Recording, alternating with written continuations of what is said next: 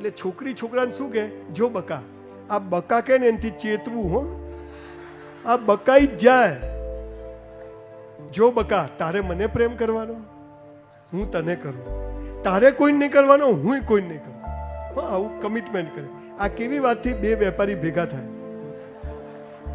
તારે મને માલ વેચવાનો, હું તને વેચું.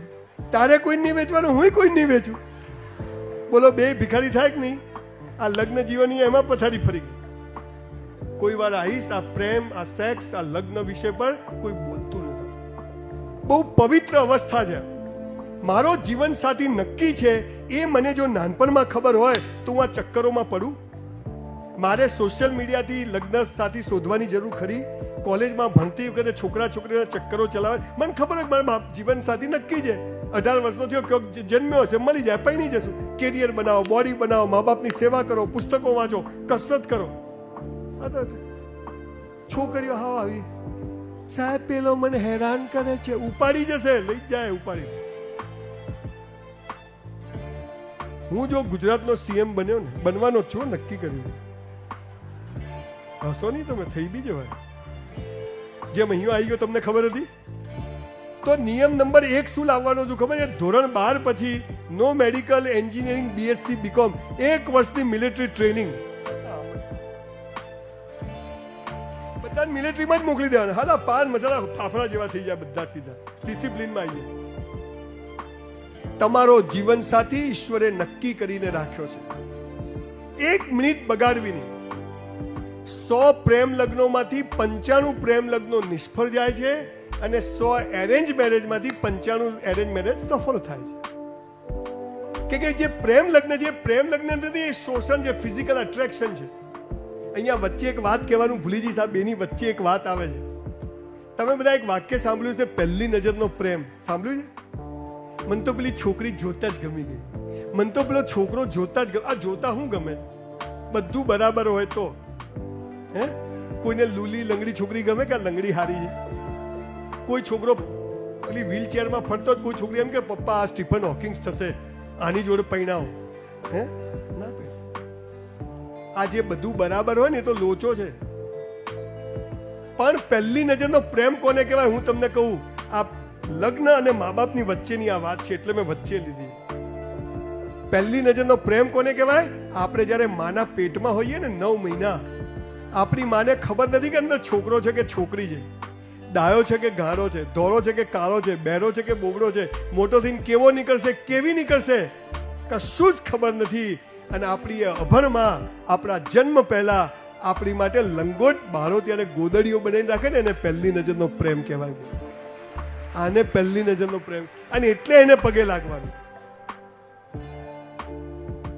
સાહેબ, દુનિયા ફર્યો છું, ખૂબ સારા લોકોને મળું છું, પણ જે સુસાઇડના કેસ, ડિપ્રેશનના કેસ, સાહેબ મેં એને આટલો પ્રેમ કર્યો, એને આટલો જ કર્યો. મેં તું માપે જાઓ ફૂટપટ્ટી લઈને. સર અમે 3 વર્ષથી પ્રેમ લગ્ન પ્રેમ કરીએ છીએ, હવે ઘરવાળા ના પડે તો મેં તું પૂછીને કરવો જોઈએ.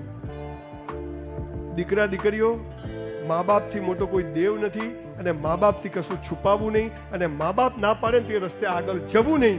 કેમ કે જીવન સાથી નક્કી છે. જે આપણે કેરિયરના ભોગે, ભણવાના ભોગે બધા ચક્કરોમાં પડીએ છીએ, 4 દિવસ की ચાંદની ફીર અંધેરી રાત, એમાં પડશો નહીં. પૈણી જવાનું, જે પૈણે એને પૂછી લો, પૈણી જવાનું, પ્રોજેક્ટ પૂરો. લગ્ન જીવન શું છે ખબર છે તમને? એક વાત કહું. અમે જયપુર ગયા બધા 4 મિત્રો ફરવા માટે, ફર્નિચર લેવા. તો મારા 3 મિત્રોની વાઈફ ફોન કરે, વિપુલ ક્યાં છો? કિશોર કેટલે પહોંચ્યા? કુનલ નીકળ્યા કે નહીં? મારી બહેરું એક ફોન ના કરે. 4 દાડામાં એક ફોન નહીં. મને તો સાલું બહુ ગિલ્ટી ફીલ થયું, ખરાબ લાગ્યું. મેં તો ચોથા દિવસે ઘેર આવીને મારા ઘરવાળી જોડે ઝઘડો કર્યો. મેં તો પલ્લવી યાર, આખા બધાના બૈરા ફોન કરે, તું એક ફોન ના કરે? મન કે બળદિયો જાય ક્યાં, હાજે ખૂંટે જ આવે. આ લગ્ન જીવનની તાકાત છે. લગ્ન એટલે તું જેવી હતી, જેવી છે, જેવી હોઈશ, તું જેવો હતો, જેવો છે, જેવો હોઈશ, આપણે સાથે છીએ, અને લગ્ન કહેવાય. બાકી બધો વેપાર કહેવાય. આ સમજ આવી જાય અને પછી તમારા બાળકો તમને જોવે. અહીં બેઠેલા જેના લગ્ન થયા એમને કહું છું, બાળકોના દેખતા ઝઘડશો નહીં. એ જાય ને પછી ધોકો ને બધું લેવું હાથમાં, પણ છોકરાઓને દેખતે એમ લાગે પપ્પા મેં કેવું મસ્ત જીવે.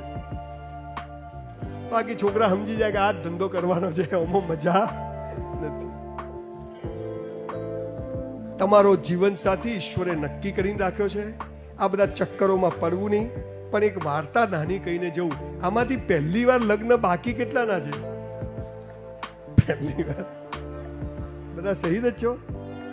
તમારા બાળકોને કામ આવે એવી વાત કહું કે પ્રેમ ક્યારે કરવો ને લગ્ન ક્યારે કરવા, ટીપ આપીને જવું. જે મેં મારી 4 દીકરીઓને કહી, મારી 3 દીકરીઓએ લવ મેરેજ કર્યા. પણ કેવી રીતે એ વાત તમને કહું.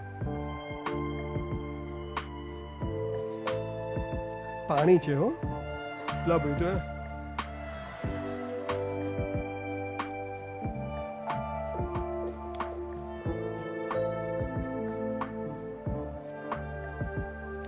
એકવાર રાજા અહીંયા રોડ પર ફરવા નીકળ્યા. તમારા રોડનું નામ શું છે?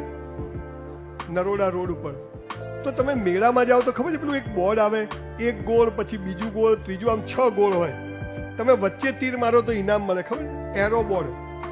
વચ્ચે તીર મારો ને વચ્ચોવચ્ચ તો ઇનામ મળે, આજુબાજુ જાય તો મળે. તો બધે વચ્ચોવચ્ચ તીર મારેલું. તો રાજાએ કીધું કે કોણે કર્યું? તો રાકેશભાઈ કે સાહેબ એક ગોળો છે. કે બોલાવો. તો એક ગાડો આવે. શું છે? કે આ તે કર્યું? ડાબા હાથથી. કે વચ્ચો આમ ફેંકું તો વચ્ચો વચ્ચા. રાજા કે હાલા તું જોરદાર છે, ચલ તું કરીને બતાવ, 1 લાખ ઇનામ. પેલો કે ચલ લાવી દે બોર્ડ. રાજા કે વચ્ચે નહીં આવે તો માથું કાપી કાઢીશ. પેલો કે કાપી કાઢજે.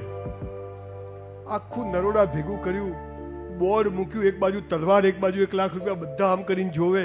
પેલા ગાડાએ શું કર્યું ખબર છે? પહેલા માર્યું તીર, પછી દોર્યું ગોળ. અલા તો વચ્ચે જ આવે ને સાહેબ. પહેલા લગ્ન કરી લેવાના, પછી પ્રેમ કરવાનો. આ પહેલા પ્રેમ કરીને લગ્ન કરવા જાઓ, ઠેકાણું નહીં પડે. બધું વચ્ચે નહીં આવે, બધું આઘું પાછું થઈ જશે. આ તો કે થોડી ઓળખાણ થવી જોઈએ, થોડો પરિચય થવો જોઈએ. પરિચય થયા વાળા 2 વાર છૂટાછેડા લે અને બ્લાઇન્ડમાં રમવાવાળા જીતી જાય છે. જાદુ છે બધું. બંધ બાજી રમવી, સમજી ગયા ને ગુજરાતી? પણ સાલો પ્રેમ એવી વસ્તુ છે ને, તમને એક મજા આવે એવી વાત કહું. બાપુ બેઠા નથી એટલે બોલાય થોડું. આમ તો વ્યાસપીઠ પર આવું બોલાય નહીં, પાપ લાગે. 6 લાગતું લાગે તો લાગે. એમે હવે આટલા વાર તો રહ્યા છે થોડા. તો અમદાવાદમાં VS હોસ્પિટલ છે ને, ત્યાં એક કાકા સિંગ ચણા ખાતા હતા. તે ગાયો પકડવાનું પાંજરું આવ્યું. એની અંદર એક ગાંડો, મીના મીના આઈ લવ યુ, મીના તારા વગર નહીં જીવી શકું, કપડા ફાડે ખેંચે ને કપડા. કાકા કેલા અને શું થયું? તો કે ગાંડો થઈ ગયો. કે કેમ? કે મીના નામના એક બેન જોડે પ્રેમ થઈ ગયો. 5 વર્ષે મીનાએ ના પાડી દીધી.